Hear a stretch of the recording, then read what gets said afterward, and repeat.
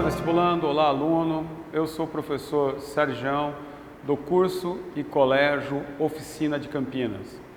Gostaria de trabalhar com vocês hoje uma aula sobre tecidos vegetais. Dentro de tecidos vegetais, nós temos dois grandes grupos.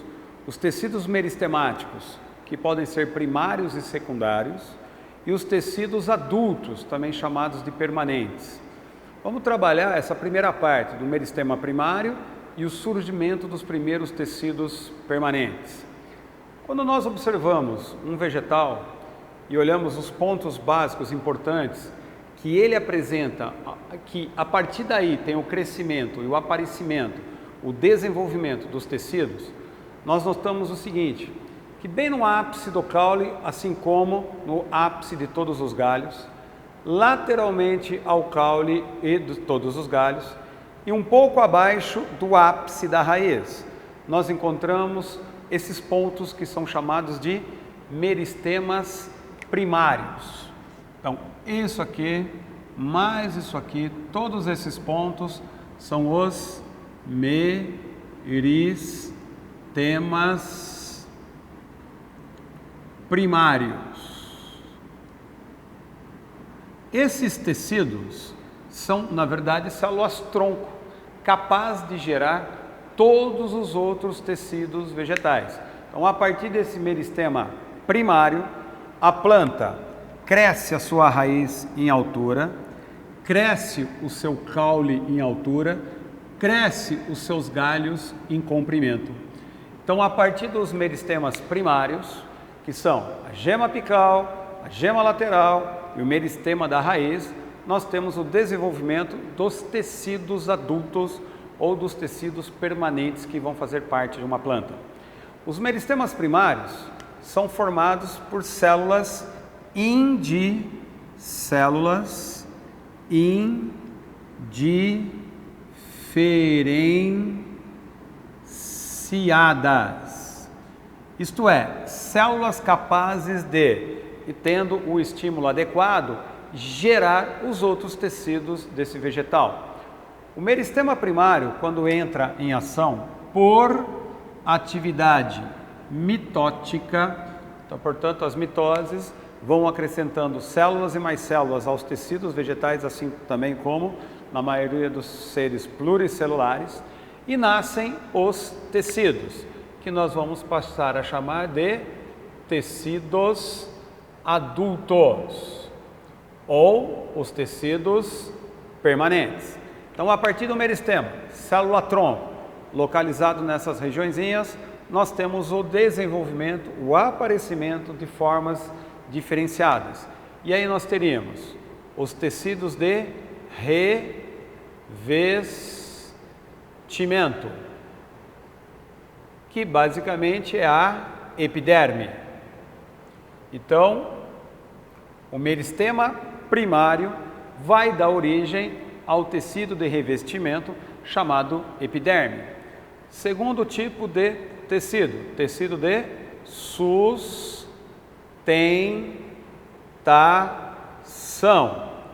Os tecidos de sustentação basicamente são dois, um chamado colênquima e o outro chamado de esclerênquima. São também tecidos de sustentação. Seriam a cartilagem e os ossos das plantas. Tem outro tecido que participa da sustentação também, que é o xilema, que a gente vai citar um pouquinho mais para frente. Tem também os tecidos de transporte. Esse tecido de transporte ou é o floema ou é o xilema. O floema também é chamado de líber e o xilema chamado de lenho. Aí você já lembrou da planta, né? Lenho, madeira, principalmente o tecido chamado xilema. Não sozinho, mas é o principal tecido. E há também um quarto tipo de tecido chamado de parênquima. O parênquima é um tecido de preenchimento armazenamento e assimilação. Preenche espaços internos da planta e guarda amido, por exemplo, ou guarda água, ou guarda ar, depende de cada parênquima. Se for na folha, é um parênquima assimilador, de luz, parênquima fotossintetizante para o processo da fotossíntese. Então, voltando um pouquinho, nós temos, inicialmente numa planta, os seus meristemas primários, localizados na gema apical, gema lateral e meristema da raiz. Quando uma gema lateral entra em ação, além de produzir os tecidos adultos, que são esses, uma gema lateral dá origem a um novo ramo, aquilo que a gente chama de galho. Dá origem a folhas e todos os tecidos adultos aqui dentro. E também dá origem a flor, portanto, estrutura de reprodução. Essa é uma grande diferença entre raiz e caule. Ora, a raiz não tem gema lateral. A raiz não tem como formar galhos, folhas e flores, pois não contém a gema lateral. Já o caule e os galhos apresentam as gemas laterais ou axilares, porque também em geral elas ficam protegidas nas folhas, nas axilas das folhas. Quando ela entra em atividade, produz essas estruturas básicas de um vegetal. Observando o meristema primário, localizado aonde mesmo? Ou lá na gema apical do caule, dos galhos laterais. Onde eu tenho mais um meristema primário? Nas axilas, na lateral do caule e também na zona meristemática da raiz. Perceba que ela fica um pouco abaixo. Se eu pegar uma parte desse tecido aqui e for estudar isso aqui, essa região da zona de meristema primário da raiz, é semelhante a qualquer outro meristema primário da planta. E essa zona de meristema primário é subdividida em 3 regiões. O que cada uma dessas regiões fará? Quando eu pego as células de meristema localizadas aonde? Na periferia do órgão, no caso aqui raiz, bem na sua zona de meristema primário. Então o que eu fiz aqui? Um corte longitudinal, dessa estrutura. Observei agora os meristemas primários lá dentro e percebemos que eles são divididos em 3 partes. Então o meristema primário tem uma subdivisão interna de 3 partes, uma na periferia, uma mais na região do cilindro da raiz, no centro do cilindro da raiz, e uma que fica intermediária entre essas 2 regiões. Essa mais externa é a protoderme,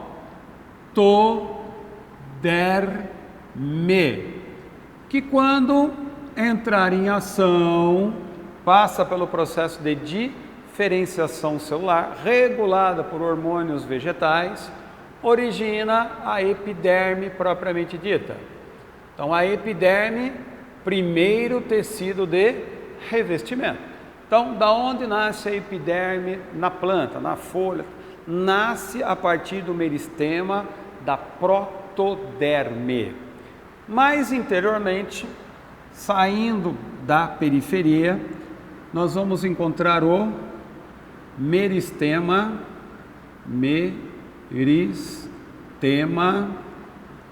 fundamental.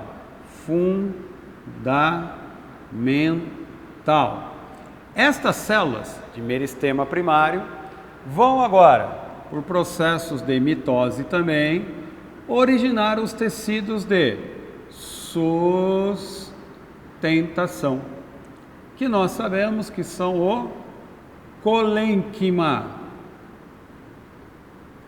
que é um tecido vivo. O colênquima tem a função de dar sustentação. Logo, tem que ter suas paredes celulares secundárias, com reforço de celulose no caso. Ao ser reforçada com celulose, as células do colênquima continuam realizando trocas com o meio, portanto permanecem vivas. Já o esclerênquima em geral, é um tecido morto. Por quê? O motivo do colênquima realizar sustentação é ter celulose na sua parede celular. Já o esclerênquima, para que ele tenha reforço na sua parede, ele usa uma substância chamada lignina, que é uma mistura de açúcar com lipídio. O açúcar deixa a estrutura rígida, mas o lipídio impede trocas de nutrientes com o meio.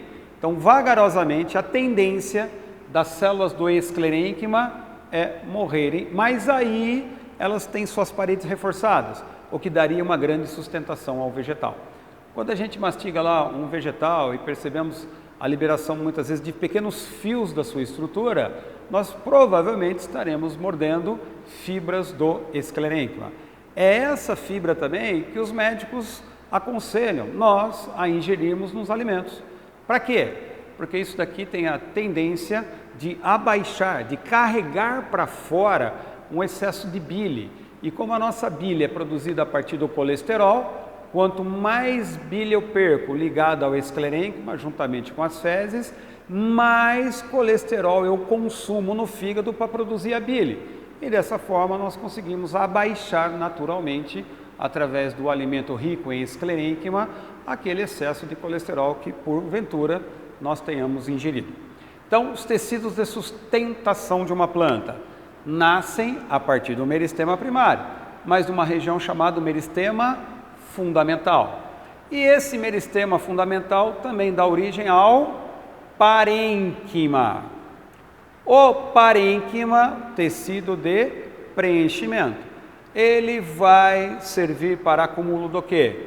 De amido, como acontece nas raízes, a mandioca, ou no caule, como uma batata. Então, é um parênquima amilífero. Mas ele pode também reter uma certa quantidade de água.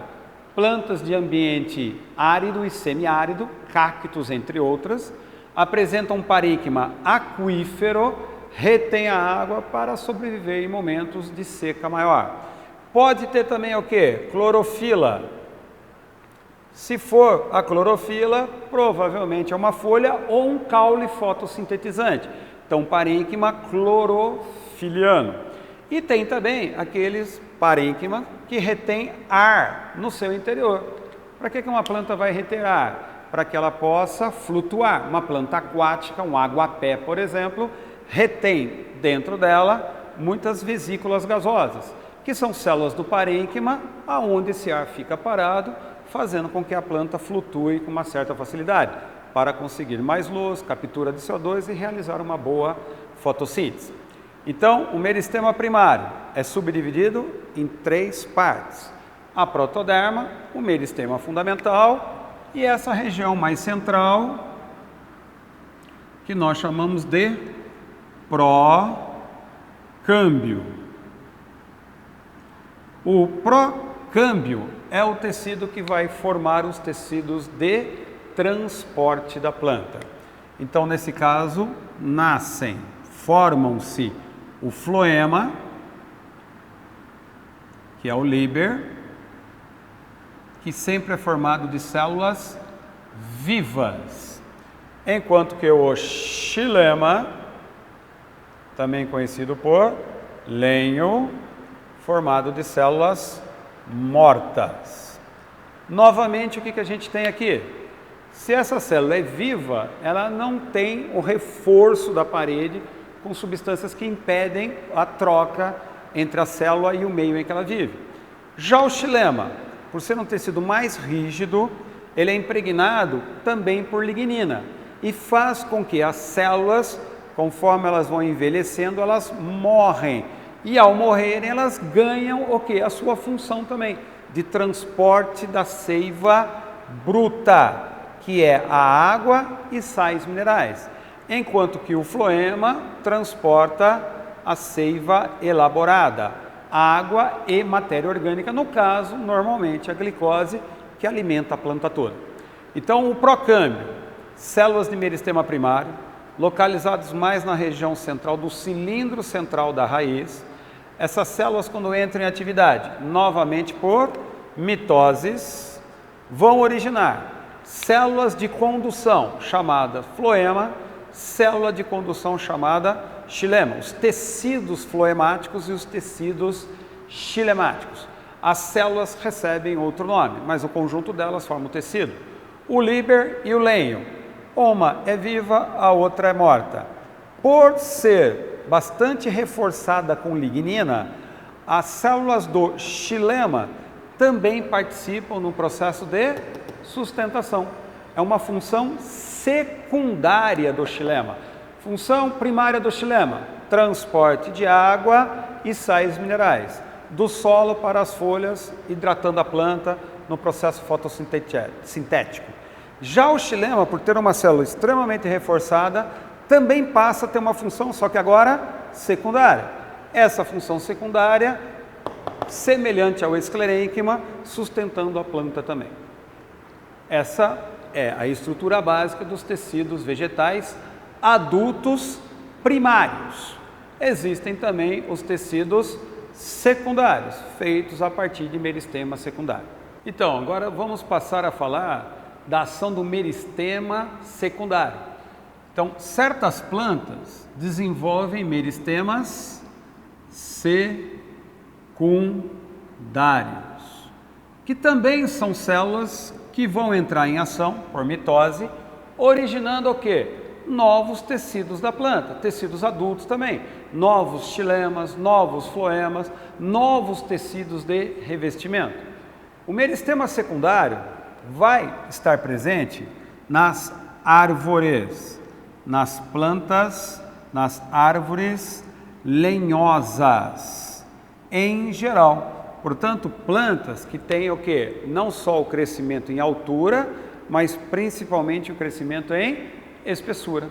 O meristema primário, aqueles localizados nas gemas, promove crescimento em altura e a formação dos tecidos adultos primários. O meristema secundário vai aparecer nas plantas lenhosas, nas eudicotiledonas lenhosas, nas árvores, que necessariamente precisa ter um grande porte, mas podem ter, dezenas de metros de altura. Para isso é necessário o desenvolvimento de mais tecidos. Como surge um meristema secundário? A palavra utilizada na botânica para determinar isso é a partir de um processo do quê? Diferenciação. Mas de quem? Do tecido adulto chamado parênquima. Mas o parênquima já era um tecido diferenciado. Então, um tecido que sofre uma nova diferenciação. Por isso que o termo utilizado é desdiferenciação. Então, por processos de desdiferenciação, células do parênquima vivas vão dar origem aos meristemas secundários nas plantas lenhosas, originando, portanto, dois grupos de tecido. Um mais na periferia da planta, mais externo à planta, cujo nome é felogênio. O que é que esse felogênio vai fazer? Quando ele entrar em ação, ele vai produzir, para o lado externo da planta, um novo tecido. Esse novo tecido é a cortiça, também conhecido por suber. Então, o suber substitui a epiderme.